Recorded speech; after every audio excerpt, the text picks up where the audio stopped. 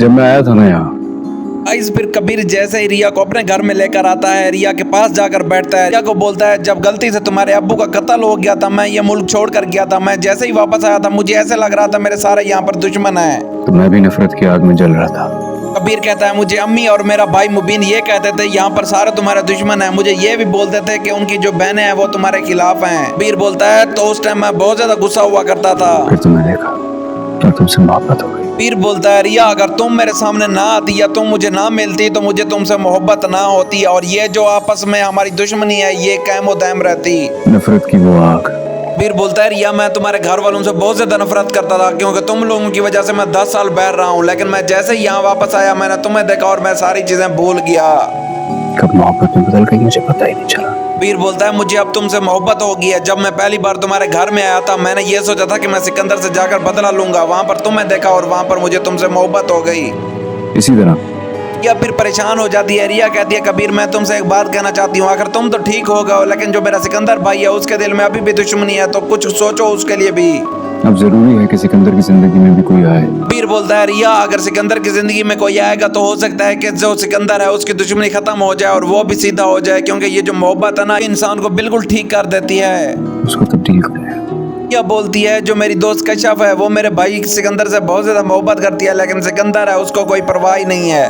उसके बाद ही वो तुम्हारे और मेरे रिश्ते को समझ पाएगा। कबीर बोलता है कि रिया जब तक वो तुम्हारा भाई जो है कश्यप से मोहब्बत नहीं करेगा या कश्यप और वो दोनों आमने सामने नहीं आएंगे तब तक उसे हमारी मोहब्बत का पता नहीं चलेगा। उसे मोहब्बत दिलवाओ। क्या मसला है तुम्हारा? कबीर और रिया जो भी अंदर बातें कर रहे होते हैं बहर मीना चोरी चोरी सुन लेती है। वहाँ पर फिर रिया भागी भागी बहर आती है और कहती है तुम यहाँ कान लगा कर क्या कर रही हो, तुम हमारी बातें सुन रही थी। कमरे के बाहर इस तरह साए की तरह मंडलाती रहती हो हर वक्त। रिया फिर मीना की सही से क्लास लेती है और कहती है तुम्हें शर्म नहीं आती, दो बंदों की आपस की प्राइवेसी खराब कर रही हो। कबीर मेरे हस्बैंड है और तुम हम दोनों की बातें क्यों सुनने आती हो। तुम कुछ ज्यादा नहीं अपने आप को अहम समझने लगी? मीना आगे से रिया को बोलती है तुम अपने आप को यहाँ पर ज्यादा ही अहम समझने लगी हो, याद रखना कि तुम इस घर में ज्यादा देर तक नहीं टिकने वाली। उसके बाद कबीर भी आ जाता है। कबीर को देखकर मीना अपना सर नीचे कर लेती है और खौफजदा हो जाती है। और अब वक्त आ गया सबको रात का खाना जब सब एक साथ कर रहे होते हैं वहाँ पर कबीर मीना से बोलता है तुम यहाँ से उठो, यहाँ पर रिया को बैठने दो। रिया मेरे आमने सामने बैठे क्योंकि ये मेरी बीवी है। बताने का कि तुम्हारी इस घर में क्या अहमियत है।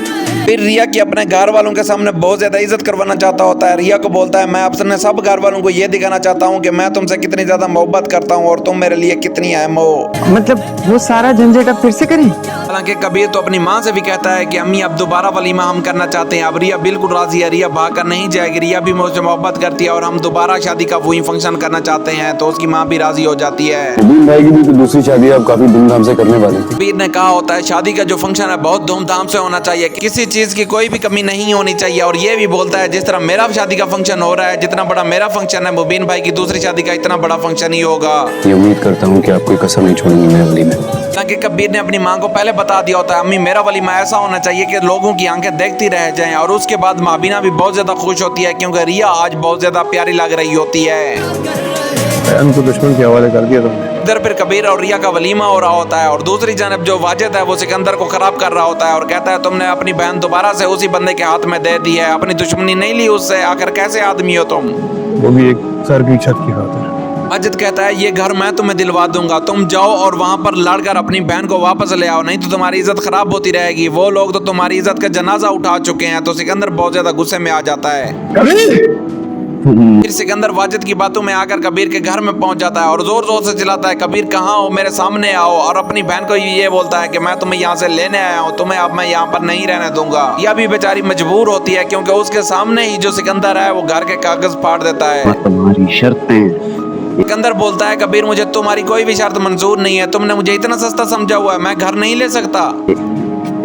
ये अपना घर पकड़ो। सिकंदर अपनी बहन का घर बसाना ही नहीं चाहता होता। वो ये भी सोच रहा होता है कि अगर मैं इसको ले गया तो मेरी इज्जत बच जाएगी। हालांकि कबीर और रिया आपस में मोहब्बत करने लगे हैं। रिया कहेगी कि मैंने जाना भी नहीं है भाई के साथ, मैंने कबीर के साथ रहना है। घर में तुमसे दुगनी कीमत में खरीदूंगा। कबीर बोलता है हमारी जो सारी शर्तें हैं वो कायम और दायम हो गई थी, अब तुम मेरे पास क्यों आए हो। तो आगे से सिकंदर बोलता है मैं अपनी बहन को लेने आया हूँ, घर तो मैं तुमसे दुगनी कीमत में ले लूंगा, मुझे घर की परवाह नहीं है, मुझे बहन की परवाह है। मुझे मेरा मकान दे के मेरी बहन को लेके जाना चाहते हो? सिकंदर फिर वहीं पर कबीर पर गुस्सा होता है और जोर से जो है रिया का हाथ पकड़ता है, रिया को कहता है रिया चलो मेरे साथ, लेकिन रिया बेचारी चीख रही होती है, वो कबीर को छोड़कर नहीं जाना चाहती होती है और वो बोलेगी भी सही मैंने नहीं आना आपके साथ।